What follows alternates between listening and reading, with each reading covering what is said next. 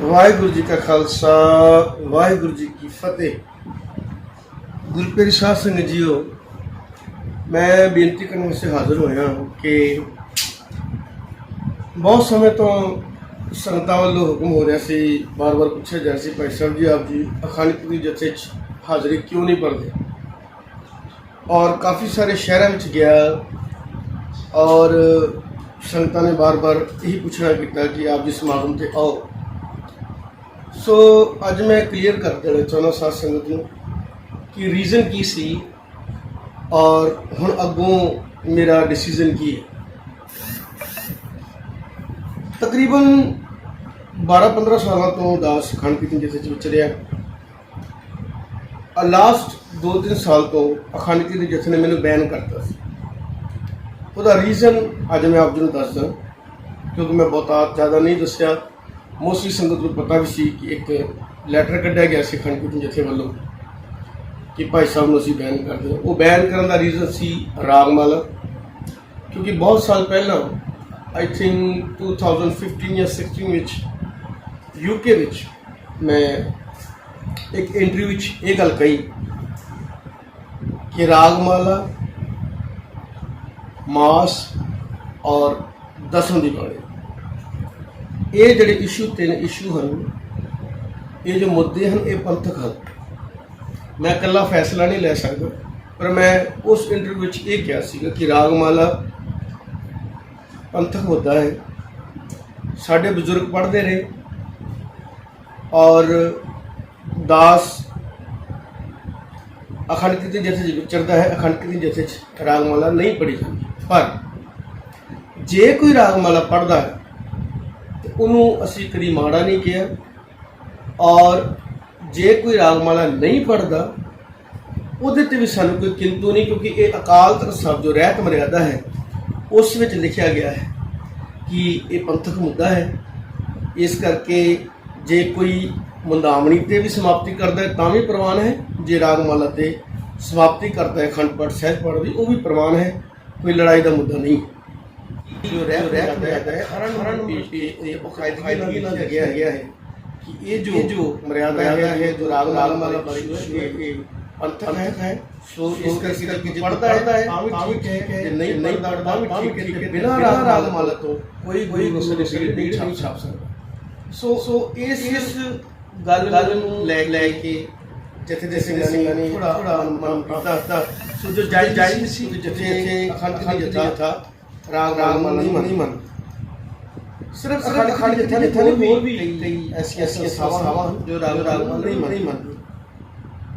सो दास 2018 ਵਿੱਚ ਵਿਸਾਖੀ ਸਮਾਗਮ ਤੇ पेश होया अमृतसर समागम में, जिथे ये जो दो मुद्दे लगाए गए सन। रागमाला गाने जी मैं गाना नहीं गाया। जगमीत सिंह टोरंटो जो सर्विस हैं उन्होंने ਵਿਆਹ ਤੇ एक सॉन्ग आया सीगा। असल में ਜਿਹੜੇ ਸੰਗੀਤਕਾਰ ਹਨ, ਜਿਹੜੇ ਸਮਝਦੇ ਹਨ, ਇਹ ਧੁਨੀਆਂ ਹਨ, ਇਹ ਸਾਰੀਆਂ ਫੋਕ ਸੌਂਗ ਦਾ ਹੀ अंग है जो धुनियां या 12 फोक सॉन्ग है। एक फोक सॉन्ग का गान का तरीका है। सो 12 ये फोक सॉन्ग अंग गुरबाणी एक वक्री दात है। सो सिर्फ मैं फोक सॉन्ग सीगा वो गाया सी, गंदा गाना नहीं सी। उन्होंने लेके सिंगर ने कहने आगे गाना गाया ओदे वास्ते जो 2018 में मिली हुई। सो दोनों मुद्दे रागमाला और गाना, ये दोनों दी जो सेवा मैनूं लगी पंजाब प्यारिਆਂ ਵੱਲੋਂ वो पूरी कीती। और पंजाब ਵੱਲੋं होया अखंड जथे दे समागम जो जथे दे प्यारी सन, उन्होंने हुक्म किया कि रागमाला नूं बाणी नहीं मनना और अज तो बाद तुसीं कोई गाना नहीं करना। मैं उस गल नूं मन के सत कह के जो सेवा लगी बाद दास कीर्तन में ये दो मुद्दे तो ऑलरेडी क्लियर हो चुके हैं। पर तीजा एक और इल्जाम लगाया गया कि अंबाला समागम अखंड जिहदे समागम में जे कीर्तन करदे दास ने अपने ले गए। पहली गल ये जो समागम है अंबाला समागम 17 ਤਰੀਕ ਨੂੰ ਰੈਂਕ ਵਾਈਜ਼ ਸਮਾਪਤ ਹੋ ਜਾਂਦੀ, ਅਰਦਾਸ ਹੋ ਜਾਂਦੀ ਸਮਾਗਮ ਦੀ। 18 ਤਰੀਕ ਨੂੰ ਯੂਥ ਵੱਲੋਂ ਸਪੈਸ਼ਲ ਪ੍ਰੋਗਰਾਮ ਰੱਖਿਆ ਗਿਆ ਮੰਜੀ ਸਾਹਿਬ ਗੁਰੂ ਕਰਨ। और ये समागम रैंक वाइज भी पहला ऑलरेडी मेरा बुक से और जो बाला बंद खाना गल हो गई थी रैंक वाइज बाद कल आप कर सकते पर ये अखंड जो समागम सी ओदा पार्ट नहीं सी क्योंकि रैंक वाइज से समागम हो चुकी स्पेशल एक समागम रखा गया सी कीर्तन रखा गया सी जो यूथ रखा गया सो दास ने उथे कीर्तन विच जो मेरी यादां जुड़ियां होईयां मंजी साहब मेरे पिता जी 84 ਵਿੱਚ ਮੰਜੀ ਸਾਹਿਬ कीर्तनी है ਉੱਥੇ ਕਰਦੇ ਸਨ ਜੋ ਮੇਰੀ ਯਾਦਾਂ ਸਨ ਮੈਂ ਟੂਕ ਮਾਤਰਾ ਸਾਂਝੀਆਂ ਕੀਤੀਆਂ ਉਹ ਵੀਡੀਓ ਮੇਰੇ ਕੋਲ ਮੌਜੂਦ ਹੈ ਮੈਂ ਆਪ ਦੇ ਨਾਲ ਸ਼ੇਅਰ ਕਰਾਂਗਾ ਕਿ ਉਹ ਵੀਡੀਓ ਦੇਖੋ ਜਿਹੜੀ ਗੱਲ ਕਹੀ ਗਈ ਮੈਂ ਸੁਣੇ ਗਏ ਆਪਣੇ या मैं अखंड की तेरी महान दसी उस सिर्फ जो मेन गल मैं दसी सी कि कल्ला हड़तालां कैमरे लगे बैठे नाल या अखंड की जिथे कीर्तन करन नाल कोई केजे बनदा एक केजे भाई जीवन सिंह अखंड की कथा ज्ञानी अमोल सिंह जी भाई मेहर सिंह जी चानी जी पाऊ मल सिंह जी ये लोग के लायक सन इन्होंने अखंड कीर्तन ਨੂੰ ਆਪਣੇ ਜੀਵਨ ਬਣਾ ਲਿਆ ਕੀਰਤਨ ਰੂਪ ਇਹਨਾਂ ਦਾ ਜੀਵਨ ਹੋ ਗਿਆ ਸੀ। ਇਹ ਸਨ ਅਖੰਡ ਕੀਰਤਨ ਜਥਾ। ਸੋ ਬਸ ਇੰਨੀ ਗੱਲ ਕਹੀ ਸੀ ਉਹ ਆਪ ਜੀ ਵੇਖ ਸਕਦੇ ਮੈਂ ਆਪਣੇ ਸੋਨੇ ਕੇ ਗਾਏ ਜਾਂ ਜਥਾ ਕੀ ਹੈ ਇੱਕ ਹੈ ਉਹਦੇ ਬਾਰੇ ਦੱਸਿਆ।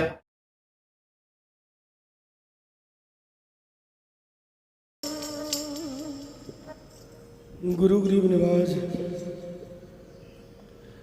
धन गुरु हरगोबिंद ਸਾਹਿਬ महाराज पातशाह धन श्री गुरु ग्रंथ ਸਾਹਿਬ महाराज ਦੀ ਹਜ਼ੂਰੀ ਵਿੱਚ ਆਪਾਂ ਸਾਰੇ ਬੈਠੇ ਹਾਂ।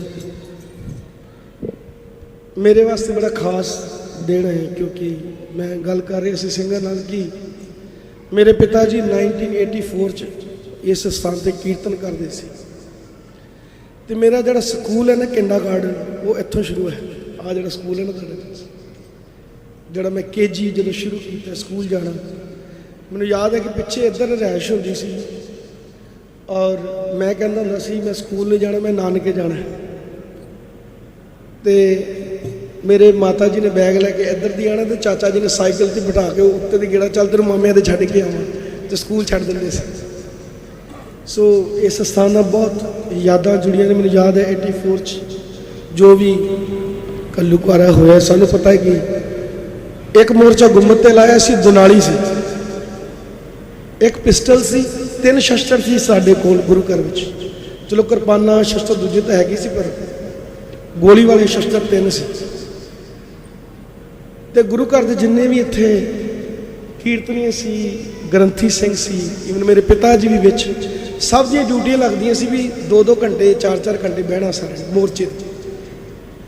ਭੀੜ ਆਈ ਇੱਥੇ ਗੁਰੂ ਘਰ ਦੇ ਅੱਗੇ ਇੱਕ ਫੈਰ ਕੀਤਾ ਸੀ ਘੱਟ ਤੋਂ ਘੱਟ 300 ਬੰਦਾ ਹੋਏਗਾ ਮੈਨੂੰ ਯਾਦ ਹੈ।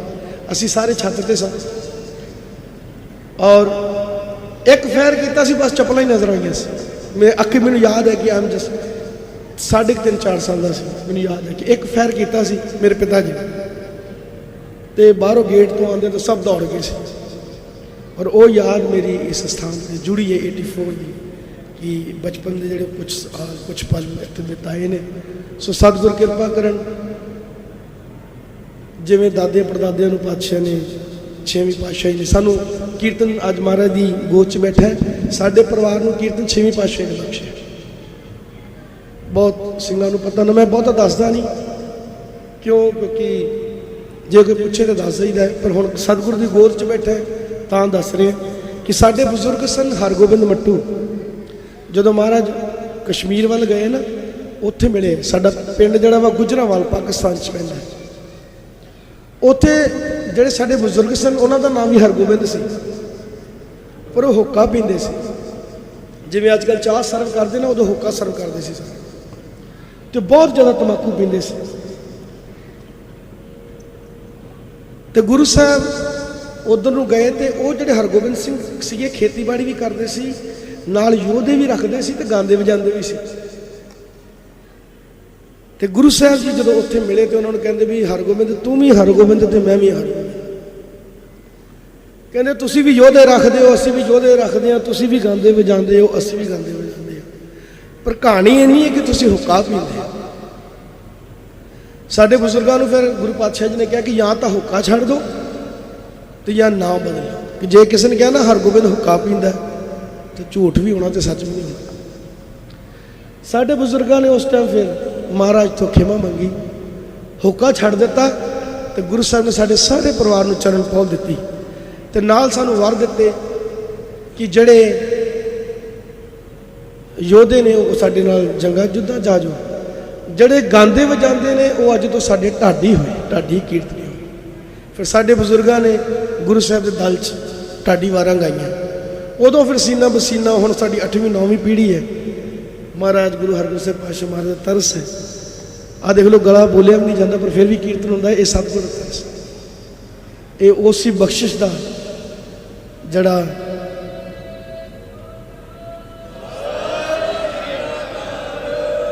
ਮੈਂ ਕਹਿੰਦਾ ਦੁਨੀਆ ਮਿਰਕਲ ਨਹੀਂ ਦੇਖਦੀ। ਮੇਰੇ ਨਾਲ ਬੜੀ ਵਾਰੀ ਹੁੰਦਾ, ਗਲਾ ਬੈਠਾ ਹੁੰਦਾ ਹੈ, ਮੇਰੇ ਕੋਲ ਬੋਲਿਆ ਵੀ ਨਹੀਂ ਜਾਂਦਾ। ਐ ਜੀ ਟਾਕ, ਕਿਸੇ ਨੂੰ ਪਾਣੀ ਵੀ ਨਹੀਂ ਮੰਗ ਸਕਦਾ, ਪਰ ਜਦੋਂ ਵਾਜੇ ਤੇ ਆ ਕੇ ਬਹਿਣਾ ਉਹਨੂੰ ਪਤਾ ਨਹੀਂ ਮਹਾਰਾਜ ਅੰਦਰੋਂ ਕਿਹੜਾ ਸੋਚ ਆਉਣ ਕਰ ਦਿੰਦੇ। ਸੋ ਸਤਿਗੁਰ ਸੱਚੇ ਪਾਤਸ਼ਾਹ ਇਹ ਕਿਰਪਾ ਹਮੇਸ਼ਾ ਹੀ ਰੱਖਿਓ, ਆਪਣੇ ਕੂਕਰ ਬਣਾ ਕੇ, ਆਪਣੇ ਢਾਡੀ ਬਣਾ ਕੇ ਹਮੇਸ਼ਾ ਹੀ ਰੱਖਿਓ। ਸਤਿਗੁਰ ਅੱਗੇ ਇਹੀ ਅਰਦਾਸ ਹੈ, ਆਪ ਸਾਧ ਸੰਗਤ ਇਹ ਅਰਦਾਸ ਜ਼ਰੂਰ ਕਰਨਾ। ਅਖੰਡ ਕੀਰਤਨੀ ਜਥੇ ਦੀ ਬੜੀ ਵੱਡੀ ਦੇਣ ਹੈ ਪੰਥ ਨੂੰ। ਸਾਰੀਆਂ ਸੰਪਰਦਾਵਾਂ ਮੁਬਾਰਕ, ਦਲ ਪੰਥ ਮੁਬਾਰਕ ਹੈ, ਪਰ ਇੱਕ ਖਾਸੀਅਤ ਇਹ ਕਿ ਮੈਨੂੰ ਕਈ ਵਾਰੀ ਬੱਚੇ ਪੁੱਛਦੇ ਨੇ ਭਾਈ ਸਾਹਿਬ ਤੁਸੀਂ ਏਕੇਜੇ ਹੋ, ਤੇ ਮੈਂ ਕਹਿੰਦਾ ਨਹੀਂ ਮੈਂ ਏਕੇਜੇ ਨਹੀਂ ਹਾਂ। ਉਹ ਪੁੱਛਦੇ ਕਿਉਂ? ਮੈਂ ਕਿਹਾ ਏਕੇਜੇ ਵਿੱਚ ਕੀਰਤਨ ਕਰਨ ਵਾਲਾ ਕੋਈ ਏਕੇਜੇ ਨਹੀਂ ਬਣਦਾ। ਅਖੰਡ ਕੀਰਤਨੀ ਜਥਾ ਨੂੰ ਸਮਝਣਾ ਹੈ ਤੇ ਭਾਈ ਫੌਜਾ ਸਿੰਘ ਜੀ ਨੂੰ ਸਮਝਣਾ ਪਏਗਾ। ਅਖੰਡ ਕੀਰਤਨੀ ਜਥੇ ਨੂੰ ਸਮਝਣਾ ਹੈ ਤੇ ਨਿਊਯਾਰਕ ਚਾਨੀ ਜੀ ਬੈਠੇ ਨੇ, ਮੈਂ ਉਹਨਾਂ ਦੀ ਸੰਗਤ ਕੀਤੀ ਹੈ, ਜਿਹੜੇ ਭਾਈ ਰਣਧੀਰ ਸਿੰਘ ਜੀ ਨਾਲ ਤਬਲਾ ਵਜਾਉਂਦੇ ਰਹੇ ਨੇ। ਅਸਲ 'ਚ ਅਖੰਡ ਕੀਰਤਨੀ ਜਥਾ ਹੈ ਕੀ? ਅਸਲੀ ਅਖੰਡ ਕੀਰਤਨੀ ਜਥਾ ਅੱਗੇ ਆ ਕੇ ਬਹਿ ਕੇ, ਉਹ ਜਥਾ ਨਹੀਂ ਵੀ ਬੜੇ ਅੱਗੇ ਬਹਿ ਕੇ ਖੜਤਾਲਾਂ ਵਜਾਣੇ ਪਏ। ਤੁਹਾਡੀ ਆਪਣੀ ਲਾਈਫ ਕੀ ਹੈ? ਤੁਹਾਡੇ ਅੰਦਰ ਨਿਮਰਤਾ ਹੈ, ਸਹਿਜ ਹੈ। ਭਾਈ ਜੀਵਨ ਸਿੰਘ ਜੀ ਦੀ ਜਿਹਨੇ ਸੰਗਤ ਕੀਤੀ ਉਹਨੂੰ ਪਤਾ ਹੈ ਅਖੰਡ ਕੀਰਤਨੀ ਜਥਾ ਕਿਹਨੂੰ ਕਹਿੰਦੇ ਨੇ। ਜਿਹਨੇ ਪੂਰਨਦਾਰ ਜੀ ਦੀ ਸੰਗਤ ਕੀਤੀ ਹੈ ਉਹਨੂੰ ਪਤਾ ਹੈ ਅਖੰਡ ਕੀਰਤਨੀ ਜਥਾ ਕੀ ਹੈ। ਇਹ ਅਖੰਡ ਕੀਰਤਨੀ ਜਥਾ, ਇਹ ਸਾਡੇ ਰੋਲ ਮਾਡਲ ਨੇ ਗੁਰੂ ਸਿੱਖ ਜਿਨ੍ਹਾਂ ਨੇ ਪਿਆਰ ਹੀ ਕੀਤਾ। ਮੈਂ ਕਿਹਾ ਅਸੀਂ ਕਿੱਥੋਂ ਬਣ ਜਾਣਾ ਅਖੰਡ ਕੀਰਤਨੀ ਜਥਾ? ਅਸੀਂ ਪ੍ਰੋਫੈਸ਼ਨਲ ਕੀਰਤਨੀ ਆ, ਭੇਟਾਂ ਲੈ ਕੇ ਕੀਰਤਨ ਕਰਦੇ ਆ। ਅਖੰਡ ਕੀਰਤਨੀ ਜਥੇ ਦਾ ਉਹੀਓ ਕਹਾ ਸਕਦਾ ਜਿਹੜਾ ਨਿਸ਼ਕਾਮ ਹੋ ਕੇ ਕੀਰਤਨ ਕਰੇ। ਪਰ ਇਹ ਅਖੰਡ ਕੀਰਤਨੀ ਜਥੇ ਦੀ ਦੇਣ ਹੈ, ਸਾਡੇ ਤੇ ਪਰਉਪਕਾਰ ਹੈ ਕਿ ਸਾਨੂੰ ਪ੍ਰੋਫੈਸ਼ਨਲ ਕੀਰਤਨੀਆਂ ਨੂੰ ਚਾਂਸ ਦਿੰਦੇ ਨੇ ਕਿ ਅਸੀਂ ਵੀ ਉਹਨਾਂ ਦੀ ਸੰਗਤ ਤੇ ਨਾ ਦੇਖ ਮਨ ਚਾਓ ਉਠਣ ਦਾ, ਕਿ ਸਾਡੇ ਅੰਦਰ ਵੀ ਚਾਹ ਉੱਠਦਾ ਕਿ ਇਹਨਾਂ ਵਰਗਾ ਕੀਰਤਨ ਕਰੀਏ। ਰਾਗਾਂ ਦਾ ਕੀਰਤਨ ਤਾਂ ਬੜਾ ਕੀਤਾ, ਉਹ ਵੀ ਕੀਰਤਨ ਮੁਬਾਰਕ ਹੈ, ਨਿਰਧਾਰਤ ਰਾਗਾਂ ਵਿੱਚ ਕੀਰਤਨ ਕਰਨਾ, ਪਰ ਇਸ ਕੀਰਤਨ ਦਾ ਵੀ ਆਪਣਾ ਮਜ਼ਾ ਹੈ। ਸੋ ਸਤਿਗੁਰ ਕਿਰਪਾ ਕਰਨ, ਆਪਾਂ ਸਾਰੇ ਜੋ ਸਾਡਾ ਧੁਰਾ ਹੈ, ਸਾਡੀ ਜੜ ਹੈ, ਧੰਨ ਸ਼੍ਰੀ ਗੁਰੂ ਗ੍ਰੰਥ ਸਾਹਿਬ ਮਹਾਰਾਜ ਪਾਤਸ਼ਾਹ, ਉਹਦੇ ਨਾਲ ਜੁੜੇ ਰਹੀਏ। ਔਰ ਬਾਣੀ ਗੁਰੂ ਹੈ ਬਾਣੀ, ਵਿੱਚ ਬਾਣੀ ਅੰਮ੍ਰਿਤ ਸਾਰੇ, ਗੁਰ ਬਾਣੀ ਕਹੈ ਸੇਵਕ ਜਨ ਮਾਨੈ, ਪ੍ਰਤੱਖ ਗੁਰੂ ਨਿਸਤਾਰੇ। ਸੋ ਇਹ ਤਿੰਨ ਜੋ ਮੇਰੇ ਉੱਤੇ ਐਲੀਗੇਸ਼ਨ ਲਗਾਏ ਸਨ, ਰਾਗਮਾਲਾ ਪੜ੍ਹਨ ਦਾ, ਗਾਣਾ ਗਾਉਣ ਦਾ ਔਰ ਸੋਹਲੇ ਗਾਉਣ ਦਾ, ਵੀ ਆਪਣੀ ਤਾਰੀਫਾਂ ਕੀਤੀਆਂ। ਸੋ ਤਿੰਨੋਂ ਗੱਲਾਂ ਜਿਹੜੀਆਂ ਸਨ ਮੇਰੇ ਤੇ ਐਲੀਗੇਸ਼ਨ, ਕੋਈ ਮੈਨੂੰ ਲੱਗਦਾ ਨਹੀਂ ਕਿ ਕੋਈ ਐਡਾ ਵੱਡਾ ਐਲੀਗੇਸ਼ਨ ਸੀ। ਰਾਗਮਾਲਾ ਮੈਂ ਆਲਰੇਡੀ ਇਹਨਾਂ ਨੂੰ ਦੱਸ ਚੁੱਕਿਆ ਕਿ 2018 'ਚ ਰਾਗਮਾਲਾ ਦਾ ਉਹ ਗਾਣੇ ਦਾ ਪੰਜਾਂ ਕਿ ਮੈਂ ਪੇਸ਼ ਹੋ ਚੁੱਕਿਆ ਸੀਗਾ। ਰਹੀ ਗੱਲ ਸੋਹਲੇ ਦੀ, ਉਹ ਕੋਈ ਸੋਹਲੇ ਮੈਂ ਆਪਣੇ ਨਹੀਂ ਗਾਏ, ਕੋਈ ਆਪਣੀ ਤਾਰੀਫਾਂ ਨਹੀਂ ਕੀਤੀਆਂ। ਜੋ ਮੇਰੇ ਦਿਲ ਦੇ ਵਲਵਲੇ ਸਨ ਉਹ ਵੀ ਅਖੰਡ ਕੀਰਤਨੀ ਜਥੇ ਦਾ ਸਮਾਗਮ ਨਹੀਂ ਸੀ, ਉਹ ਵੈਸੇ ਸਮਾਗਮ ਸਪੈਸ਼ਲ ਰੱਖਿਆ ਸੀ ਕੀਰਤਨ ਦਾ, ਜਿਸ ਵਿੱਚ ਦਾਸ ਨੇ ਆਪਣੇ ਦਿਲ ਦੀ ਸਾਂਝ ਕੀਤੀ ਸੀ ਕਿ ਕਿਸ ਤਰ੍ਹਾਂ ਮੇਰਾ ਜਿਹੜਾ ਕਿੰਡਰਗਾਰਟਨ ਹੈ ਉੱਥੇ ਸ਼ੁਰੂ ਹੋਇਆ ਅੰਬਾਲੇ ਵਿਖੇ, ਕਿਸ ਤਰ੍ਹਾਂ ਮੇਰੀਆਂ ਕੁਝ ਯਾਦਾਂ ਜੁੜੀਆਂ ਸੀ, ਉਹਦੀ ਸਾਂਝ ਜ਼ਰੂਰ ਕੀਤੀ। ਔਰ ਮੈਂ ਦਿੱਲੀ ਸਮਾਗਮ ਆਇਆ ਸਾਂ, ਮੈਨੂੰ ਬੁਲਾਇਆ ਗਿਆ ਸੀ। ਅਸਲ 'ਚ ਮੇਰੇ ਬਹੁਤ ਨਿਕਟਵਰਤੀ ਮੇਰੇ ਵੀਰ ਭਾਈ ਮਹਾਂਵੀਰ ਸਿੰਘ ਦੁਬਈ ਤੋਂ, ਉਹਨਾਂ ਨਾਲ ਵਿਚਾਰ ਹੋਈ। ਉਹ ਆਖਣ ਲੱਗੇ ਕਿ ਨਹੀਂ ਆਪਾਂ ਨੂੰ ਕੋਈ ਫਰਕ ਨਹੀਂ ਪੈਂਦਾ, ਕਿਉਂਕਿ ਸੰਗਤ ਵੀ ਸਾਰੀ ਕਹਿ ਰਹੀ ਸੀ। ਇਹ ਸੱਚ ਹੈ ਕਿ ਸੰਗਤ ਨੇ ਬਹੁਤ ਕਿਹਾ ਸੀ ਕਿ ਭਾਈ ਸਾਹਿਬ ਜੀ ਆਪ ਵਾਪਸ ਆਓ, ਆਪ ਜਦੋਂ ਕੀਰਤਨ ਸੁਣੀਏ। ਸੋ ਪ੍ਰਬੰਧਕਾਂ ਨਾਲ ਵੀ ਗੱਲ ਹੋਈ, ਜਥੇਦਾਰ ਸਾਹਿਬ ਨਾਲ ਵੀ ਸਾਰੀ ਵਿਚਾਰ ਹੋ ਕੇ ਮੈਂ ਆਇਆ ਸੀ ਦਿੱਲੀ ਸਮਾਗਮ। 3 ਦਿਨ ਮੈਂ ਵੇਟ ਕੀਤੀ ਉੱਥੇ ਕਿ ਕੋਈ ਮੇਰੇ ਨਾਲ ਮੀਟਿੰਗ ਹੋਏ। ਇਹਨਾਂ ਨੇ ਆਖਿਆ ਸੀ ਆਪ ਜੀ ਨਾਲ ਮੀਟਿੰਗ ਕਰਾਂਗੇ, ਵਿਚਾਰ ਕਰਾਂਗੇ, ਆਪ ਜੀ ਨਾਲ ਜੋ ਵੀ ਡਿਸੀਜਨ ਲਵਾਂਗੇ। ਆਪਸ 'ਚ ਮੀਟਿੰਗ ਕਰਦੇ ਰਹੇ ਔਰ ਮੀਟਿੰਗ ਕਰਕੇ ਮੇਰੇ ਕੋਲ ਪਹਿਲਾਂ ਇਹਨਾਂ ਨੇ ਲੈਟਰ ਮੰਗਿਆ, ਮੈਂ ਲੈਟਰ ਦਿੱਤਾ, ਉਹ ਮੈਂ ਆਪ ਜੀ ਨਾਲ ਸਾਂਝਾ ਵੀ ਕਰ ਰਿਹਾ। ਪਹਿਲਾ ਲੈਟਰ ਦਿੱਤਾ ਜਿਸ ਵਿੱਚ ਮੈਂ ਲਿਖਿਆ ਸੀ ਅਸੀਂ ਅਕਾਲ ਤਖਤ ਸਾਹਿਬ ਦੀ ਮਰਿਆਦਾ ਨੂੰ ਸਮਰਪਿਤ ਹਾਂ ਔਰ ਇਸ ਮਰਿਆਦਾ ਦਾ ਸਤਿਕਾਰ ਕਰਦੇ, ਅਖੰਡ ਕੀਰਤਨ ਜਥੇ ਦੀ ਮਰਿਆਦਾ ਦਾ ਸਤਿਕਾਰ ਕਰਦੇ ਔਰ ਮਰਿਆਦਾ ਨਾਲ ਚੱਲਦੇ। ਸਿੰਘਾਂ ਨੇ ਜੋ ਇਹਨਾਂ ਦੇ ਮੋਹਤਬਰ, ਮੈਨੂੰ ਨਹੀਂ ਪਤਾ ਕਿਹੜੇ ਸਿੰਘ ਸੀ, ਉਹਨਾਂ ਨੇ ਕਿਹਾ ਜੀ ਅਸੀਂ ਇਸ ਲੈਟਰ ਨੂੰ ਨਹੀਂ ਮੰਨਦੇ, ਅਕਾਲ ਤਖਤ ਸਾਹਿਬ ਦੀ ਮਰਿਆਦਾ ਵਾਲੇ ਨੂੰ, ਸਾਨੂੰ ਜਿਹੜੇ ਇਹਨਾਂ ਦੇ ਦੋਸ਼ ਲੱਗੇ ਸੀ ਉਹ ਕਲੀਅਰ ਕਰੋ। ਫਿਰ ਮੈਂ ਦੂਸਰਾ ਲੈਟਰ ਦਿੱਤਾ, ਉਹ ਵੀ ਮੈਂ ਤੁਹਾਡੇ ਨਾਲ ਸ਼ੇਅਰ ਕਰਦਾ, ਜਿਸ ਵਿੱਚ ਮੈਂ ਲਿਖਿਆ ਕਿ ਵੀ ਸਾਰੀ ਡਿਟੇਲ ਦਿੱਤੀ ਕਿ 2018 'ਚ ਰਾਗਮਾਲਾ ਔਰ ਗਾਣੇ ਦਾ ਇਹ ਕਲੀਅਰ ਹੋ ਚੁੱਕਾ ਹੈ ਪੰਜਾਂ ਵੱਲੋਂ, ਪੰਜਾਂ ਪਿਆਰਿਆਂ ਵੱਲੋਂ, ਔਰ ਪੰਜਾਂ 'ਚ ਗੁਰੂ ਵਸਦਾ ਹੈ। ਜਦੋਂ ਉਹਨਾਂ ਨੇ ਕਲੀਅਰ ਕਰਤਾ ਤੇ ਫਿਰ ਤੁਹਾਨੂੰ ਕਿੰਤੂ ਨਹੀਂ ਹੋਣਾ ਚਾਹੀਦਾ। ਉਹਦੇ ਵਿੱਚ ਮੈਂ ਸਾਰਾ ਕਲੀਅਰ ਕੀਤਾ ਕਿ ਪੰਜਾਂ ਵੱਲੋਂ ਹੁਕਮ ਹੋਇਆ ਮੇਰੇ ਤੇ ਕਿ ਤੁਸੀਂ ਰਾਗਮਾਲਾ ਨੂੰ ਰਾਗਮਾਲਾ ਨਹੀਂ ਮੰਨਣਾ, ਕਿਉਂਕਿ ਜਥੇ 'ਚ ਅਗਰ ਵਿਚਰਨਾ ਹੈ ਜਥੇ ਦੀ ਮਰਿਆਦਾ ਨਾਲ ਚੱਲਣਾ ਪਏਗਾ। ਅਸੀਂ ਕਿ ਸਤਿਵਚਨ ਜੀ ਸਾਰੀਆਂ ਗੱਲਾਂ ਕਰਕੇ ਸੋ ਜੋ ਮੇਰੇ ਵੱਲੋਂ ਹੋ ਸਕਦਾ ਸੀ ਸਾਧ ਸੰਗਤ ਜੀ ਮੈਂ ਪੇਸ਼ ਹੋਇਆ, ਸੰਗਤ ਦੇ ਚਰਨਾਂ 'ਚ ਆਇਆ। ਮੈਂ ਬੰਗਲਾ ਸਾਹਿਬ ਵੀ ਕੀਰਤਨ 'ਚ ਗਿਆ, ਨਾਨਕਪੁਰ ਸਾਹਿਬ ਵੀ ਕੀਰਤਨ 'ਚ ਗਿਆ, ਮੈਨੂੰ ਇਸ਼ਾਰਾ ਵੀ ਕੀਤਾ ਗਿਆ ਕਿ ਪਿੱਛੇ ਆ ਕੇ ਬੈਠੋ, ਪਰ ਮੈਂ ਨਹੀਂ ਗਿਆ। ਕਿਉਂ?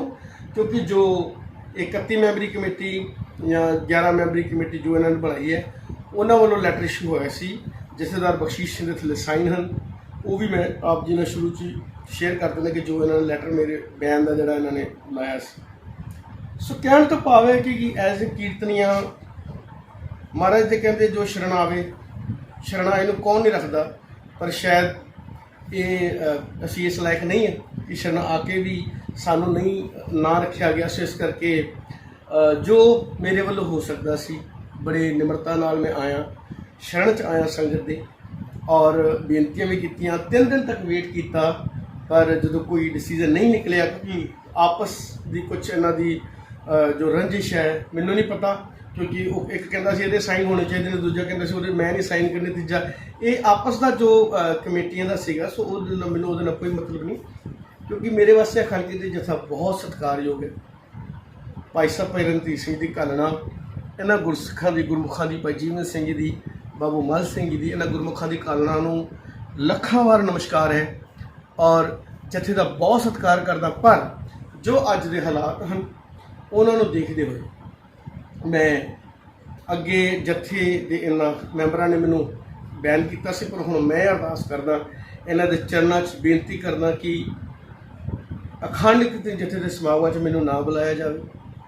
ਮੈਂ ਜਿਸ ਤਰ੍ਹਾਂ ਪ੍ਰੋਫੈਸ਼ਨਲੀ ਕੀਰਤਨ ਕਰਕੇ ਵਿਚਰਦਾ ਮੈਨੂੰ ਵਿਚਰਨ ਦਿੱਤਾ ਜਾਵੇ ਔਰ ਮੈਂ ਉਸ ਤਰ੍ਹਾਂ ਹੀ ਵਿਚਰਾਂਗਾ, ਪਰ ਅਖੰਡ ਕੀਰਤਨ ਜਥੇ ਦੇ ਸਮਾਗਮਾਂ 'ਚ ਦਾਸ ਖਿਮਾ ਦਾ ਜਾਚਕ ਹੈ ਕਿ ਮੈਨੂੰ ਨਾ ਹੀ ਬੁਲਾਇਆ ਜਾਵੇ, ਕਿਉਂਕਿ ਮੇਰੇ ਆਉਣ ਨਾਲ ਅਗਰ ਕਿਸੇ ਦਾ ਦਿਲ ਦੁਖਦਾ ਹੈ, ਪਰ ਅਸੀਂ ਸ਼ਾਇਦ ਇਸ ਲਾਇਕ ਨਹੀਂ। ਸੋ ਆਪ ਜੀ ਨੂੰ ਇਹ ਦੋਨੋਂ ਹੱਥ ਜੋੜ ਕੇ ਬੇਨਤੀ ਹੈ ਕਿ ਮੈਨੂੰ ਅਖੰਡ ਕੀਰਤਨ ਜਥਿਆਂ 'ਚ ਜਥੇ ਦੇ ਸਮਾਗਮਾਂ ਵਿੱਚ ਨਾ ਬੁਲਾਇਆ ਜਾਵੇ। ਮੈਂ ਆਪ ਜੀ ਦਾ ਬਹੁਤ ਧੰਨਵਾਦੀ ਹੋਵਾਂਗਾ ਔਰ ਮੈਨੂੰ ਐਜ਼ ਏ ਪ੍ਰੋਫੈਸ਼ਨਲ ਕੀਰਤਨੀਆ ਹੀ ਵਿਚਰਨ ਦਿਓ। ਆਪ ਜੀ ਦੀ ਬੜੀ ਕਿਰਪਾ ਹੋਏਗੀ। ਵਾਹਿਗੁਰੂ ਜੀ ਕਾ ਖਾਲਸਾ, ਵਾਹਿਗੁਰੂ ਜੀ ਕੀ ਫਤਿਹ।